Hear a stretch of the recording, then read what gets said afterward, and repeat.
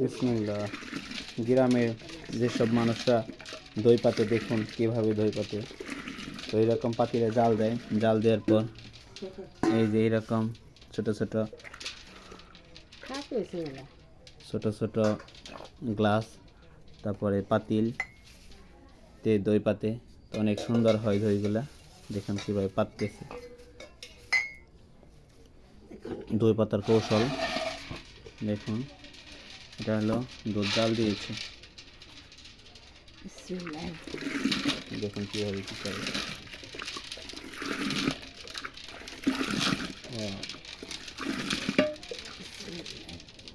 ওই দেখুন আগে বড় পাতিলে দিয়ে শুরু করবো।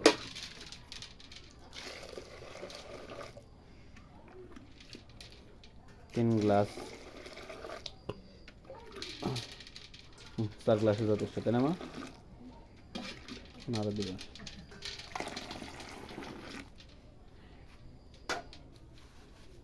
5 গ্লাস দিল, 6 গ্লাস না দিব না।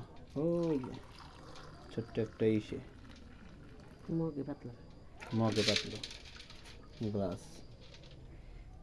ওই গ্লাস দেখুন। গ্রামে এরকমভাবে দই পাতে, গ্রামের বাড়িতে ছোট ছোট মগে দই পাততেছে। পানি খাওয়ার গ্লাস দেখে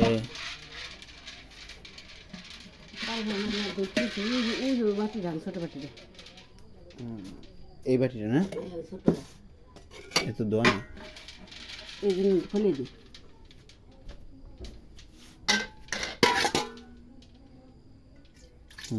মা কি করো স্মরণে পড়িস না?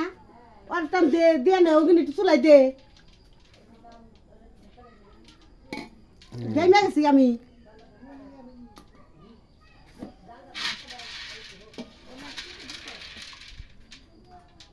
ওই ছোট পাতিলে পাততে। ওরে কি বাটি কয় মা? ওই কি বাটি কয় রে? ডিস্কো পাতি। ডিস্কো পাতিলে, ডিস্কো পাতিলে, ডিস্কো বাটি। দেখেন এই পাতিলের মধ্যে দুধ জাল দেওয়ার সময় চামচ বা মাটবেল দুইটার একটা দিতে হয়, না হলে আপনি পাতিলের তলায় তা ধরে যায়। তা জানি না ধরে, এই কারণের জন্য আপনার মাটবেল বা চামচ দিতে হয়।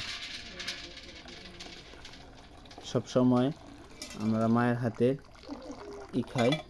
এই দেখেন দই খাই, মায়ের হাতে পাতা দই খাই, খেতে অনেক সুস্বাদ, ভালো লাগে। শেষের দিকে দেখেন এইখানে একটা মাটবল থাকতে পারে, ওই দেখেন দুইটা মাটবল শেষ। মোটামুটি